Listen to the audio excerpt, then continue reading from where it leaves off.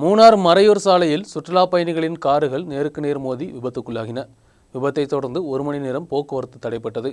மதியம் 12 மணிக்கு தான் விபத்து ஏற்பட்டது.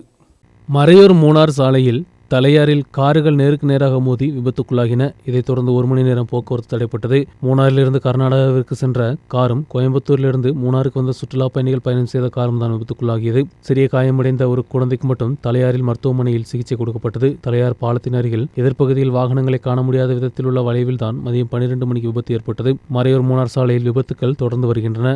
பெரிய வளைவுகளும் புதிதாக வரும் சுற்றுலா பயணிகளுக்கு சாலையை குறித்த அனுபவம் இல்லாததும் விபத்துகளுக்கு காரணமாகியுள்ளது. விபத்தை தொடர்ந்து 1 மணி நேரம் போக்குவரத்து தடைப்பட்டது. 17 கிலோமீட்டர் தூரமுள்ள மறையிலிருந்து காவலர்கள் வந்து பரிசோதித்து கார்களை நீக்கம் செய்த பின்பு போக்குவரத்து சரி செய்யப்பட்டது.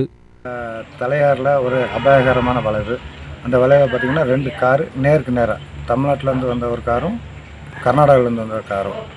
கர்நாடகாவிலேருந்து வந்த காரு கோயம்புத்தூர் நோக்கி போனது, தமிழ்நாட்டில் இருந்த கார் மூணார் நோக்கி வந்தது. 2 ஃபேமிலி. அதில் ஒரு குழந்தைக்கு கொஞ்சம் நல்ல அடி. தலையாரில் உள்ள கவர்மெண்ட் ஹாஸ்பிட்டலில் கொண்டு முதலுதவி கொடுத்து மூணாருக்கு அனுப்பி விட்டோம். அந்த வளைவில் என்ன பிரச்சனைன்னு கேட்டால் அடிக்கடி ஆக்சிடென்ட் நடக்குது.